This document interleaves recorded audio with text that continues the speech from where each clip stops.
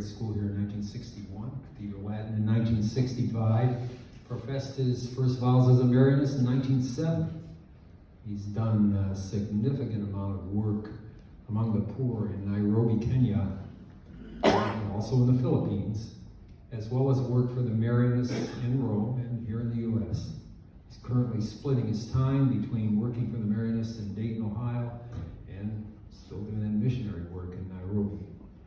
So Tim, you want to come up and accept the award? I'm going to read it to you, and then you can speak.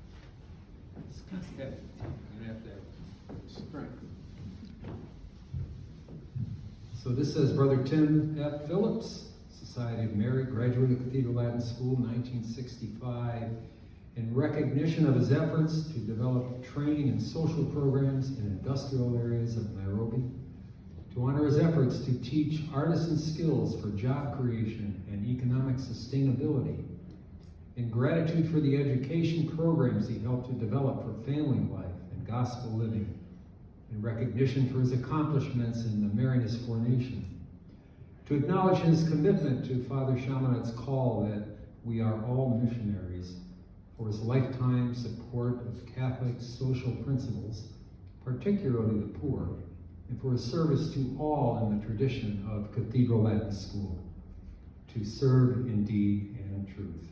The Cathedral Latin Alumni Association honors Brother Timothy F. Phillips, Society of Mary, Man of the Year 2022.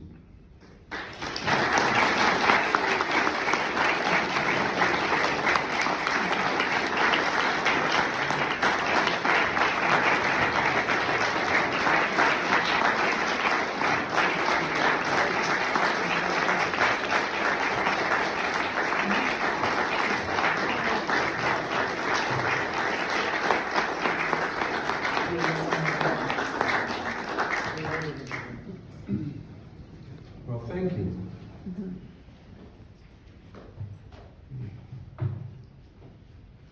Hold on. You can read from my notes up there. Yeah, I could. Yes. I could read from the biography, too.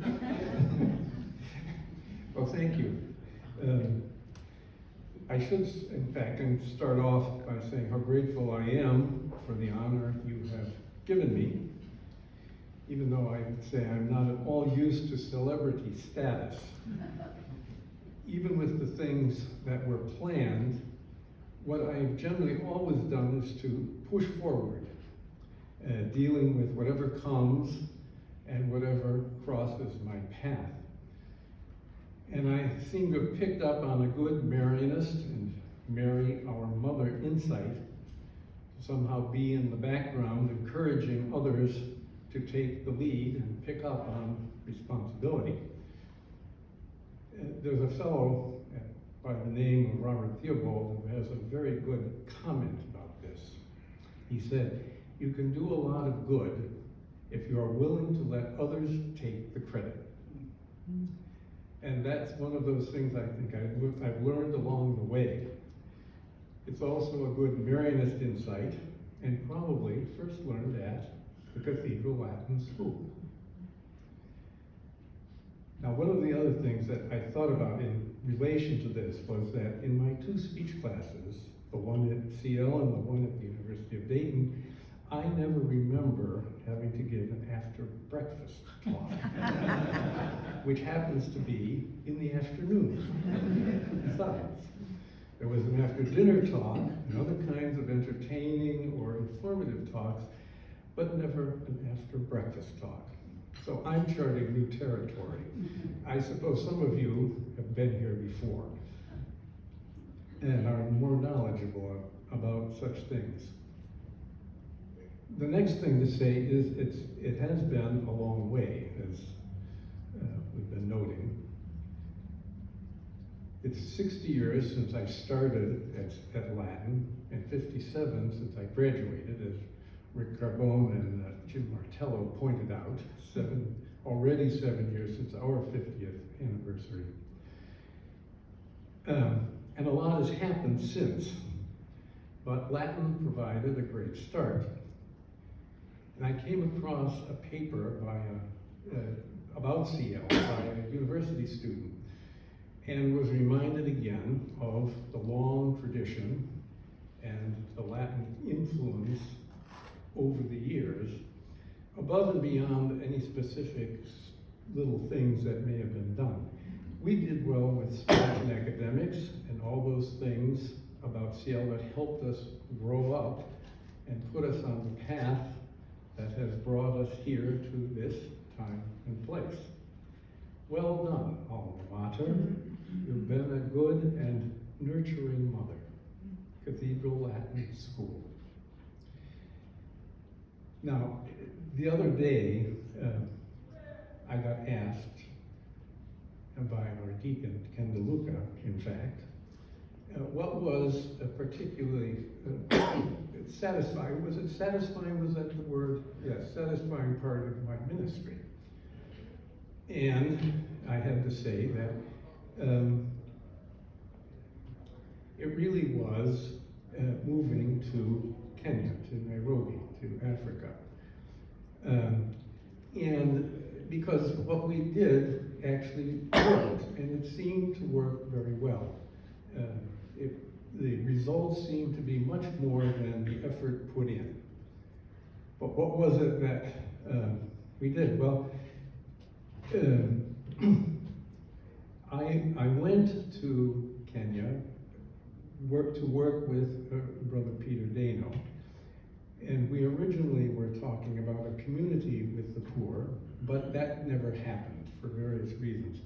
But what we did do was to begin a program which we called Imani, which in Swahili means faith, but it's also an acronym for incentive from the Marianists to assist the needy be independent, Imani. It was better than some of Peter's other good ideas. Mom was one of them. But what we did was to pick up on certain realities of life in Nairobi. One of them was that there were many people who came to the city looking for a better life. And very often women would come, or young girls would come, end up in poor neighborhoods or slums, we could say, and ended up pregnant with kids from their sugar daddies, who then ran away. When the baby came, they ran away. What Peter called the unga babies. Unga is a flour, maize meal, which is a staple. So we were trying to see what could we do about that, and started a program of training in various technical areas. The place was called Maria House. It actually was a house that had been built by an Indian family. The woman, Maria Johannes, was moving, and we got the house. And it was, her family had actually called it Lourdes House, and had written Lourdes above the front door. And I think, Peter tells us, I think we actually closed the deal on February 11th, the Feast of Our Lady of Lourdes. So it was Maria House, and inspired by Mary. And I was the director of the program, of the Imani program, for 10 years, and did do a number of times the graduation talk, talking about to the women of Maria House what we were trying to do. We were trying to provide an opportunity. And the inspiration, of course, was Mary at the visitation going to Elizabeth.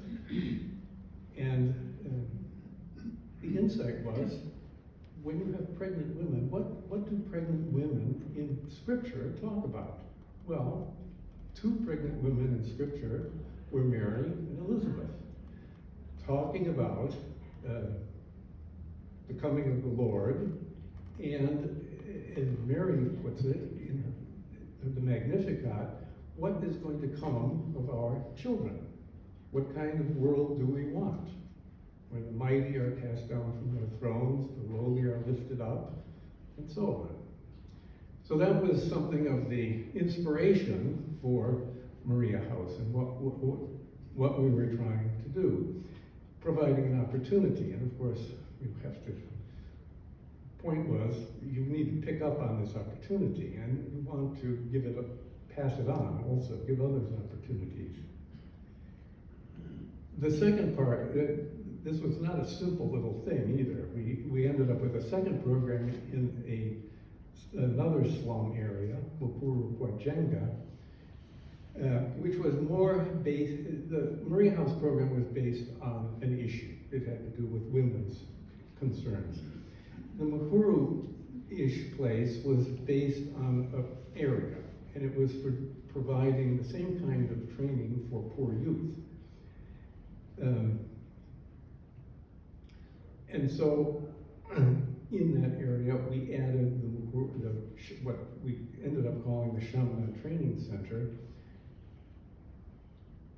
And between the two, the kind of courses we were dealing with, originally Maria House had dressmaking, machine knitting, making sweaters. Nairobi is a mile high. It's just south of the equator, practically on the equator, but it's a mile high. So it's what I describe as eternal springtime. But it can be cool, so you need sweaters. So machine knitting was an important activity, which individuals can do. We have a lot of, I guess, what we might call cottage industries, or small-scale businesses that make those things. So dressmaking, machine knitting, and bookbinding. When we got to the other play, the Mukuru side, where we have young men and women, we had tailoring and catering for the women, and then carpentry and masonry for the young men. And besides that, we had another job creation program to connect with a couple things. One was it provided loans for people who already had small businesses so that they could develop and expand their business and presumably hire some of our trainees. And it was also meant to keep us connected to the job market. What were industries looking for? What did they need? What kind of training did our trainees need if they were going to get a job? And the interesting point in this is that we managed to find our way into two very useful and significant approaches here. One was that it was we got to the critical issue, income generation.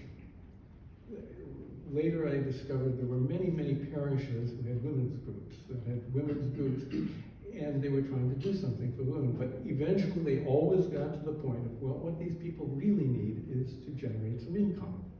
And of course they always had trouble doing that because the people who were good in these groups at generating income had already gone off to generate some income on their own. And so getting the group to work that way was difficult. But we managed to start there. And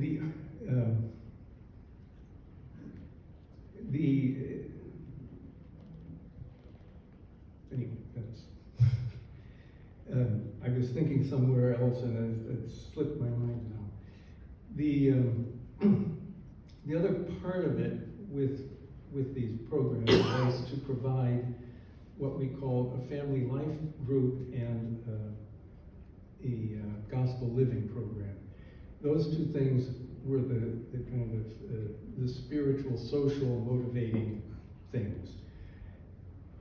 Gospel living was meant to be a reflection course. It wasn't a course. It was to be reflecting on how you live your life in relation to the gospel.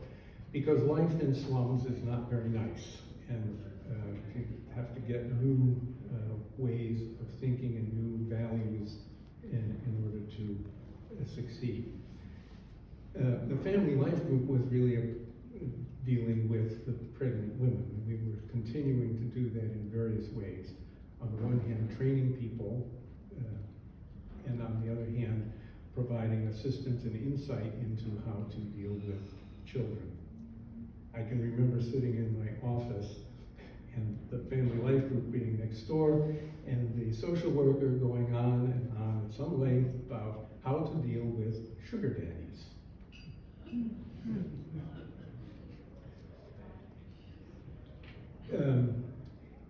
If I think about some of these things, we managed to to succeed in certain ways.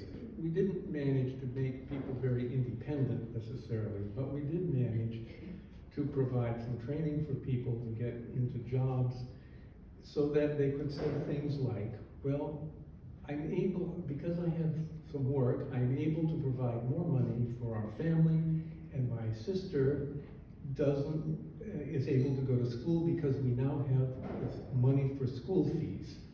And people don't always have money for school fees, and people get sent away from school for that. But that was an example of a small thing that actually helped the whole economy of the city, of the family rather. There was a fellow who did catering and who was very good at, he knew how to seize the opportunity and take advantage of it, and managed to have his internship, his practicals at a place, a little restaurant place in the city of Cabanas in Nairobi, where big men came, and so he managed to make some good contacts. And I think he ended up in the United States doing something. We also had these interesting developments, and one of the things that was an advantage here was that people got a better sense of themselves.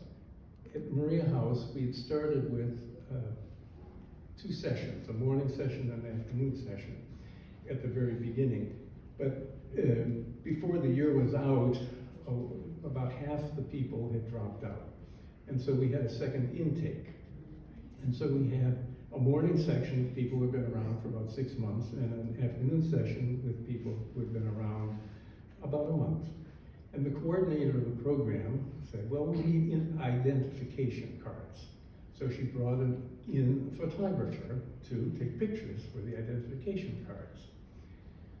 Well, it turns out that the women who were there, had been there 6 months, that's in the first group, spent a lot of time in front of the mirror preparing themselves for these photos and making sure they were well dressed and well groomed, and where the hair was right and everything was right.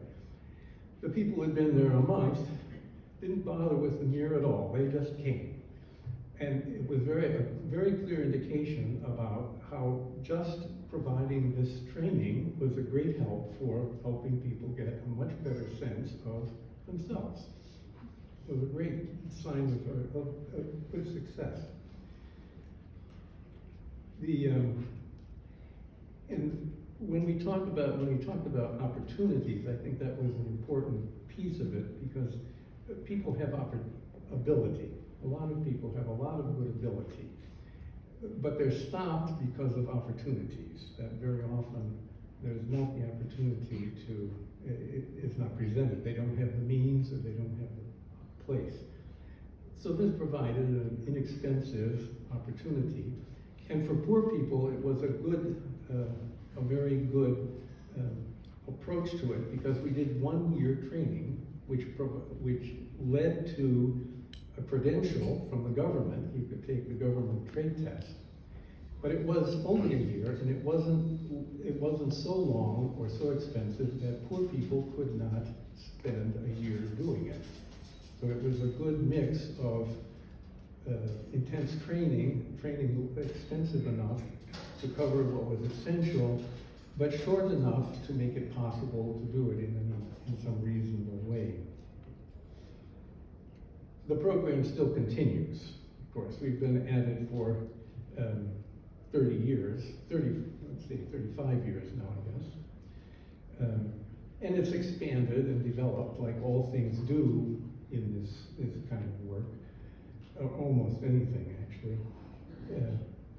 The courses now include at Maria House, hairdressing and beauty, dressmaking, catering and accommodation, so the hospitality, people people can come and intern at hotels, machine knitting again, and print technology. Bookbinding has moved into print technology, and there are computer packages. On the other side, with the Mukuru side, we also have hairdressing and beauty. People actually are able, with that course, to set up their own little beauty, hairdressing shops, or even on the street. It's easy enough to do good hairdressing. Dressmaking and tailoring, catering has become food and beverage and production and service. Another electrical installation, machine knitting, metalwork, and also computer packages. So it's continuing on. It's very, I'm very happy that we've been able to continue that with various, with all the new brothers coming in and keeping up the tradition of Imani. So that's the one thing I did. The second thing I did that we made some small allusion to was the Marianist Studies side. Because since I've been in Kenya, one of the things I've been teaching novices mainly on Marianist history and Marianist spirituality. And that's become another of my passions. I started with mentoring when I was doing a master's degree in San Antonio in theology with Brother John Totten, who was a great mentor, and have continued.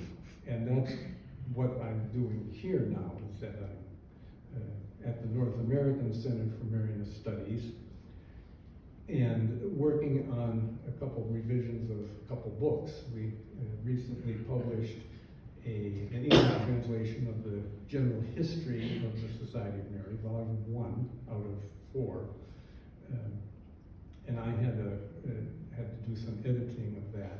Currently, I'm trying to finish up some work that Brother Larry Cada, who was also a Latin graduate, I believe of 1955, started in revising the biography of the Marianist founder.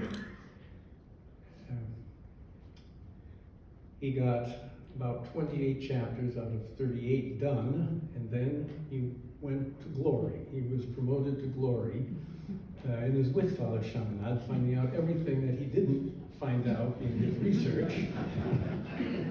And he was a dogged researcher.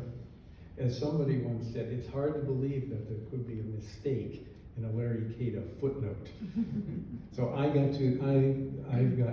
was asked to finish off the last 10 chapters. So luckily, they're not as what would we say, difficult to finish off as the ones Larry did. He did the tough ones first. So, but that's the other thing I'm doing. And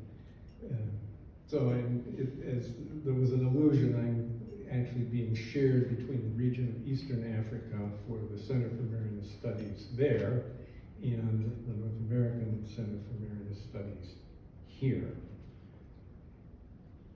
That's a bit of what would we say, a summary, a bit of saying of what I've been up to. And now Brother Tom Giudino said that I had to say something about the characteristics of Marianist education, which of course, this gets into CL as a great beginning, and certainly from my point of view, going from Cathedral Latin to the University of Dayton to the Society of Mary, it's sort of an obvious path. It's an easy path to follow, but this is one of those things that when it came out, by the way, in 1996, Imani had been going on for 10 years. And we had a woman who coordinator of Maria House, who was very good at training, staff training, human development training. And so I gave her a copy of this, and she read it.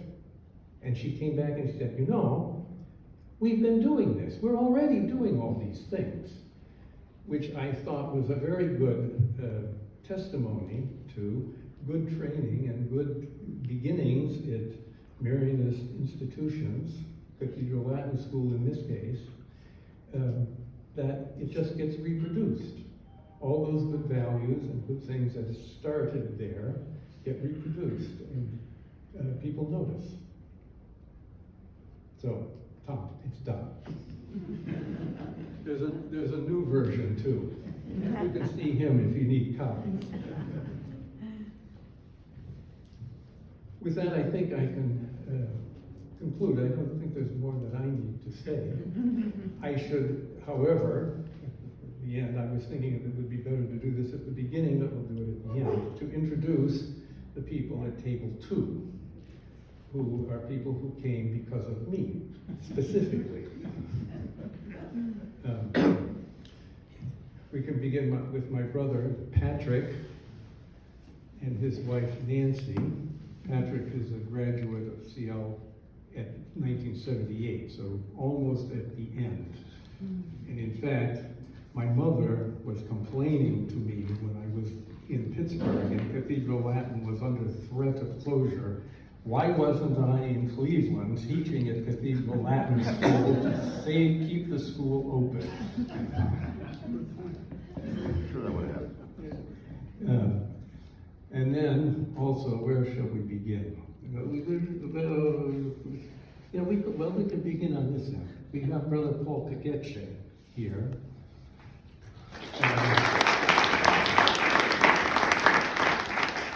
Who is from Kenya, is at the University of Dayton working on, I believe it's a Master's in Business Administration.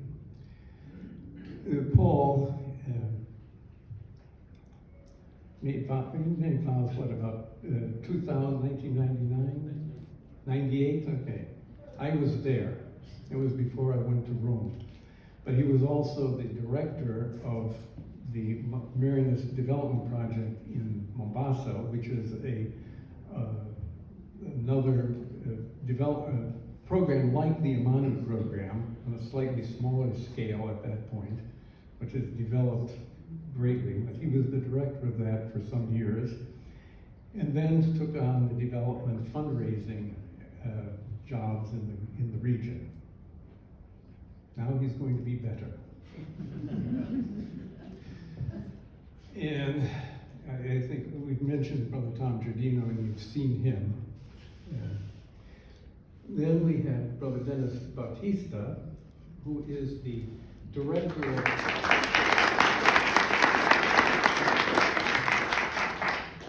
He started from an Marianist side, but in Hawaii. He's been a I think you've been you've missed being a faculty member at the University of Dayton, but you manage at Chaminade University and at St. Mary's University. But he is currently the director of novices in Dayton, the training program for people who want to become Marianist religious. We are hoping for a long and fruitful ministry. And next to him we have Brother Juan de la Cruz, who is a novice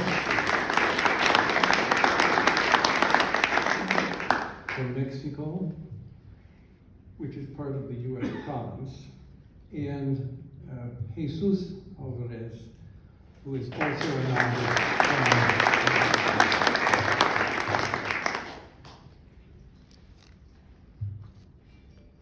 I was threatening Paul that I would do what we always do in Kenya, which is to say, come up and say, greet the people. But maybe we'll, unless you're prepared. Sometimes you prepare. I've learned that you have to be prepared for those things. At the drop of a hat, you have to talk. Thank you again. It's been a pleasure. Thank you for listening to all these things and having a certain interest in the kinds of things that we've been doing in Eastern Africa. Certainly the main thing has been implanting the Society of Mary there. I could add, by the way, I was thinking about this, that there have been a number of Cathedral Latin faculty, for sure, who have been there. I was thinking particularly of Frank Dam at one point, but also Brother Carmine Annunziata, who was at CL in the late 50s, 60s. who opened and started Matero Boys Secondary School in Zambia in 1965-66, and who recently died this year. So I actually happen to have a few memorial cards if anybody of that era is interested. So thank you again. It's been a pleasure.